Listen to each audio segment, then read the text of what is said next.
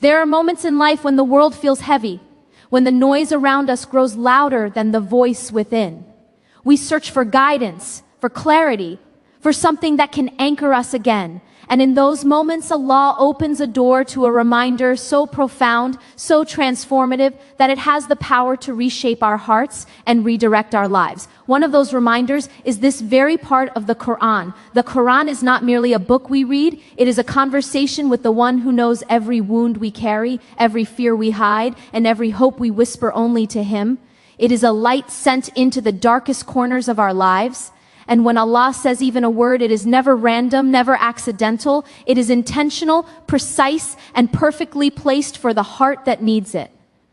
This part of the Qur'an is not just recited, it is lived. It is not just memorized, it is meant to transform. Today, I want to walk with you into the meaning behind these verses, because within them lies a message that can shift your perspective, heal your heart, and remind you that no matter what storm you're in, Allah has already written a path through it. There is something profoundly intimate about the way the Qur'an speaks to the human heart, something that cannot be compared to any other form of guidance or wisdom we encounter in this world. It addresses us at the level where our fears are born, where our wounds breathe, where our hopes tremble beneath the surface, before it changes our actions, before it changes our decisions, before it changes the direction of our life. It changes the inner world that shapes everything we do. It reaches into the very place where our perception is formed, where meaning is crafted, where narratives are written, where identity is sculpted, and it begins its transformation there. This is why when a person truly allows the verse to settle inside them, something unmistakable happens. The world does not look the same anymore. The same events unfold around them, the same challenges arise, the same uncertainties remain, but suddenly something inside has shifted. The weight is carried differently. The storm is interpreted differently. The entire inner world has been rearranged around a clearer truth, a deeper knowing, and a more anchored state of heart. Every transformation in life begins with a shift in perspective, and the Quran does not simply offer a new perspective, it offers the correct one. It lifts the veil from the illusions we've accepted as truth. It exposes the subtle lies we tell ourselves. It unravels the false sources of security we cling to and the false fears that paralyze us. It reveals the realities buried beneath layers of distraction, ego, pressure, and expectation. But it does this with a gentleness that meets us exactly where we are. It does not shatter us. It awakens us. It does not condemn our confusion. It clarifies it. And it does not demand perfection. It guides us towards sincerity. Because real change does not happen through force. Real change happens when something in the heart becomes illuminated. When a verse touches a place inside us we had forgotten. When we realize there is a stability available that the world cannot offer. When we see that every worry we carry, every wound we hide, every question we fear to ask already has an answer prepared by the one who knows our soul better than we do. There are parts of the Quran that do more than instruct, they transform. They do more than inform, they heal. They do more than guide, they awaken something that had been dormant. When a person encounters those verses with an open heart, even slightly open, something shifts that cannot be undone. The heart suddenly remembers something it had forgotten. That it was never created to navigate this life alone. That it was never created to carry its burdens without support. That it was never created to seek fulfillment from things that cannot speak, cannot love, cannot heal, cannot decide destiny. That it was never created to fear anything more than it hopes in its creator. That it was never created to be imprisoned by what others think when the one who owns all power is watching over it.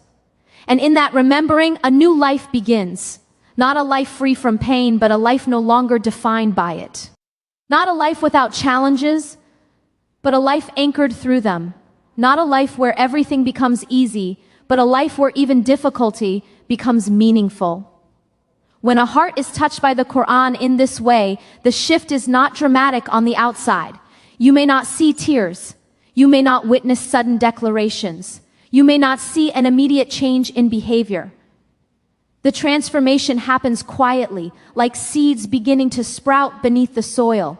You cannot see the roots forming, but something is happening. The soil is being split from within. A new direction is being carved. The heart is beginning to breathe differently, respond differently, interpret differently. It is the kind of change that manifests slowly but permanently, the kind of change that reveals itself in how a person handles loss, how they move through uncertainty, how they approach their relationships, how they carry their responsibilities, how they respond to disappointments. The change is subtle but undeniable. It is the difference between a person who walks through life bracing for impact and a person who walks knowing that every impact has already been measured, softened, and prepared by a Lord who loves them.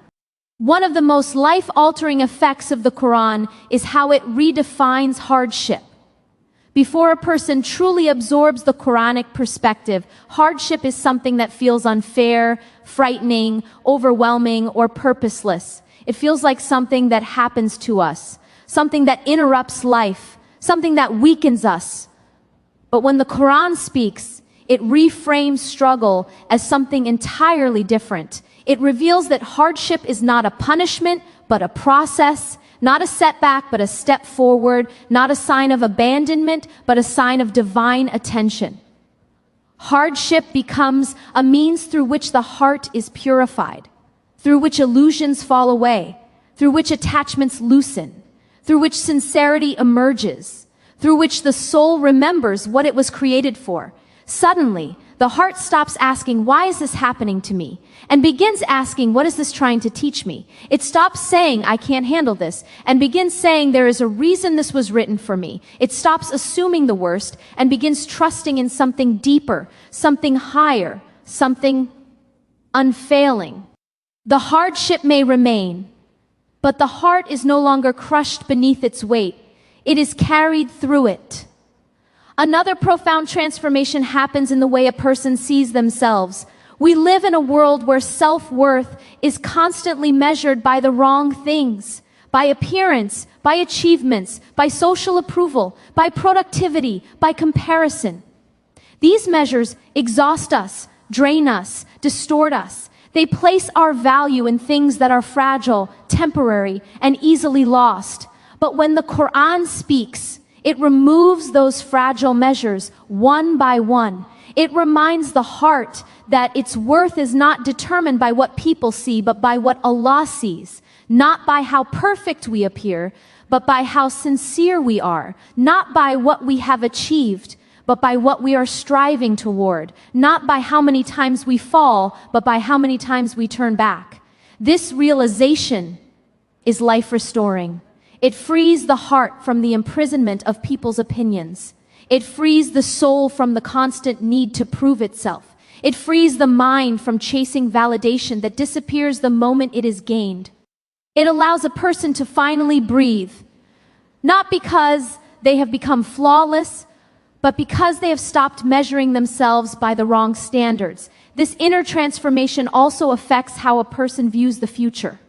Before the Qur'an settles into their heart, the future can feel frightening, uncertain, unpredictable. It can feel like something they must control, plan, prepare for endlessly. But once the Quranic perspective is absorbed, the future becomes something else entirely. It becomes a space already written, already known, already protected by the one who is beyond time. It becomes a place that holds no surprises for Allah, no uncertainties for Him, no threats outside His control. And in that understanding, a person does not become careless. They become calm. They still plan, but without panic. They still hope, but without desperation. They still dream, but without fear. They still strive, but without believing that outcomes come from their effort alone. The future becomes a journey guided, not a battlefield survived. It becomes a path illuminated, not a maze navigated blindly. And that shift is one of the greatest gifts the Qur'an gives, the gift of a heart that no longer trembles before what lies ahead. The Qur'an also reshapes relationships in a way that is deeply transformative. Before encountering these divine words, relationships can become sources of pain, pressure, confusion, or imbalance. Expectations weigh heavily. Emotional dependence becomes consuming. Conflicts feel personal and forgiveness feels impossible. But when the Qur'an teaches the heart to anchor itself in Allah, something shifts. A person begins to approach relationships not as a place to fulfill emptiness, but as a place to practice mercy, patience, humility, and compassion. They no longer seek to extract their sense of worth from others. They no longer place impossible expectations on people who are imperfect by nature. They no longer see love as something that must be controlled or fear-driven. They see it as something entrusted, something blessed, something meant to elevate rather than drain. They understand that people are not meant to be perfect. They are meant to be reminders. They are meant to be part of the journey, not the destination. And in that clarity, love becomes purer. Forgiveness becomes easier. Boundaries become clearer. Relationships become healthier. This is not because people have changed, but because the heart has. Another transformation occurs in how a person responds to fear. Fear is one of the most powerful forces in the human experience. It dictates decisions, limits growth, and shapes identity. But the Qur'an does not dismiss fear, it redirects it. It teaches the heart where fear becomes destructive and where fear becomes protective. It shows that fear was never meant to imprison us. It was meant to guide us. It was meant to steer us away from what harms the soul and toward what liberates it. And when fear is placed in its proper place, not in people, not in loss, not in uncertainty, not in failure, but in disappointing the one who loves us most, it becomes a source of stability rather than panic. It becomes a compass rather than a cage. It becomes something that softens the heart rather than hardens it. And when the heart learns this, courage blossoms, not the loud courage of fearlessness, but the quiet courage of trust. The Quran also transforms gratitude in a way that is deeply profound. Before divine guidance reaches the heart, gratitude is often tied to what is visible, to what is easy, to what feels pleasant. But once illuminated, gratitude expands. It becomes a recognition not only of blessings, but of the wisdom behind every moment. It becomes the ability to see mercy even in delay, healing even in loss, protection even in disappointment. It becomes a state of seeing with the heart, not just with the eyes. And this type of gratitude is transformative. It turns ordinary days into opportunities for remembrance. It turns challenges into reminders. It turns small blessings into sources of joy. It makes the heart richer than circumstances. It brings a sense of contentment that cannot be shaken by what changes or disappears. Another powerful shift happens in how the heart views worship. Before inner transformation, worship may feel like obligation. It may feel like routine. It may feel like discipline without emotion. But when the Quran enters the heart deeply, worship becomes something else entirely. It becomes a refuge, a place of return, a sanctuary where wounds soften and burdens melt. It becomes a conversation with the one who listens without interruption, who understands without explanation, who responds without delay. Worship becomes nourishment for the heart rather than a task for the body.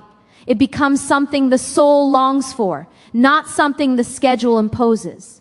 This is not because worship has changed, but because the heart sees it with new eyes. The Quran also transforms the way a person interprets success and failure. Before divine insight reaches the heart, success is often measured by worldly achievement, recognition, progress, and tangible outcomes. Failure becomes something shameful, something discouraging, something heavy. But when the Quran speaks, it rewrites the definitions. Success becomes sincerity. Success becomes effort. Success becomes obedience. Success becomes faithfulness to what is right, even when the results are unseen. And failure becomes something entirely different. It becomes a lesson, a redirection, a purification, a necessary step towards something better. In this understanding, a person becomes free. They are no longer crushed by what they cannot control. They are no longer defined by results. They are no longer enslaved to outcomes. They are guided by values, by intention, by meaning. And this is the kind of transformation that allows a person to walk through life without losing themselves in the process. One of the greatest transformations the Qur'an creates is the awakening of the heart's connection with Allah. Before this awakening, the heart may know of Allah but not truly know Him. It may believe in Him but not feel close to Him. It may worship Him but not rely on Him. It may speak to Him but not confide in Him. The relationship may be one of form but not depth. But when the Qur'an awakens the heart, Allah becomes near in a way that changes everything. He becomes the source of comfort, the source of strength, the source of clarity, the source of courage. He becomes the one the heart turns to first, not last. The one it trusts with its secrets, its fears, its mistakes, its hopes. And in that relationship, the heart finds a love that is unlike any other. Stable, unconditional, patient, constant. A love that does not waver with mood, does not fade with time, does not disappear with distance. A love that existed before the heart was created and will remain after the heart stops beating in this world. When the Qur'an touches a person this way, they begin living differently, not perfectly, but purposefully. They walk with more awareness, more sincerity, more humility. They begin seeking meaning rather than distraction. They begin choosing depth over noise. They begin valuing what lasts over what fades. They begin listening to the subtle whispers of the heart that had long been drowned out by the chaos of the world. And slowly, they begin living a life aligned with something higher than themselves, something eternal, something unshakable. The world may not notice the change immediately, but the heart feels it deeply. It feels lighter, clearer, more grounded, more alive. This is the kind of transformation that cannot be manufactured, cannot be forced, cannot be mimicked. It can only be awakened by the words of the one who created the heart in the first place. Every person's life, when they encounter something that forces them to pause. It might be a hardship that breaks the rhythm of their plans, a loss that leaves them empty, or an unexpected shift that exposes how fragile their control truly is. In that moment, a person realizes that the heart they have been protecting so fiercely is also the heart that has been resisting something essential. Transformation is not born from effort alone, nor from knowledge alone, nor from discipline alone. It arises from a surrender that the soul has been avoiding, often without even knowing it. Real transformation begins not when life gets easier, not when circumstances align, not when the world finally cooperates with our expectations. It begins when the heart stops fighting the one who can carry what we never could. Surrender is a word many fear because it feels like defeat. It feels like giving up, losing control, admitting weakness. But spiritual surrender is nothing like that. It is not collapsing, it is rising. It is not losing, it is returning. It is not weakness. It is strength that comes from acknowledging the limits of the human condition. Surrender does not mean abandoning effort or responsibility. It means recognizing that effort without reliance on the divine leaves the heart exhausted. It means realizing that life becomes heavier when we insist on carrying everything alone. Transformation begins when we stop gripping life so tightly that we cannot receive what is meant for us. It begins when we loosen our hold, open our hands, and allow the heart to trust that the one who shaped its every beat knows exactly what it needs. There is a quiet kind of strength that grows in the heart when it realizes it no longer has to control every outcome. The heart that is constantly planning, calculating, predicting, and preparing eventually becomes worn, overwhelmed by the burden of holding a future it cannot see.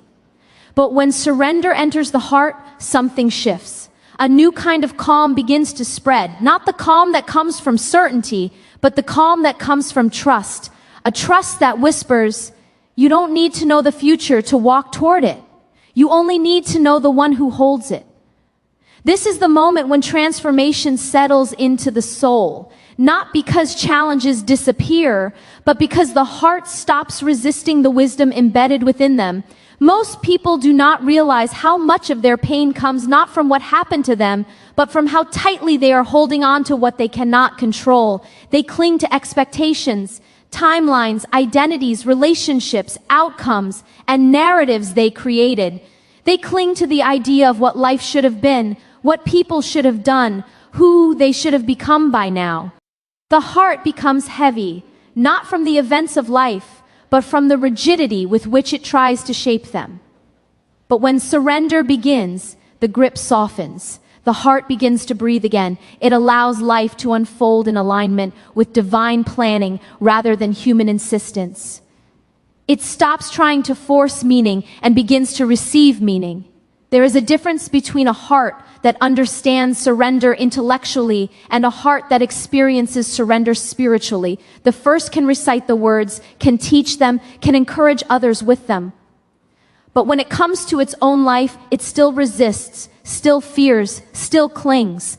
The second does not need to speak much at all. Its entire existence becomes a quiet flow. The heart that has surrendered does not move through life with panic. It moves with presence. It does not respond with impulsiveness. It responds with intention. It does not collapse under uncertainty. It finds stability even in the unknown. This kind of transformation cannot be forced. It emerges when the heart finally understands that surrender is not giving up. Surrender is giving in to the one who has always had control. The heart that surrenders learns a new language, a language of softness instead of hardness, a language of patience instead of urgency, a language of trust instead of fear. It learns to respond rather than react, to reflect rather than rush, to observe rather than panic. This transformation changes everything. The way a person speaks, the way they interpret events, the way they carry themselves, the way they love, the way they hope, the way they endure. It shifts the entire internal architecture of the soul. And once this shift happens, a person can never go back to who they were before. The world may still be loud, but the heart becomes quiet. The journey may still be uncertain, but the heart becomes steady. Life may still be full of outcomes unknown, but the heart becomes anchored in the one who has never lost track of a single moment. There is a misconception that surrender is passive. But surrender is one of the most active states a heart can embody. It requires strength to release what weighs you down. It requires clarity to see that your own grip has become the source of your pain. It requires humility to admit that your knowledge is limited and that the one who knows the unseen may be redirecting you towards something far better than what you are grieving. Surrender requires courage, courage to step into the unknown without demanding reassurance at every step. Courage to trust that what is written for you will reach you even if the entire world tries to interfere, and what is not written for you will never be yours even if you chase it endlessly.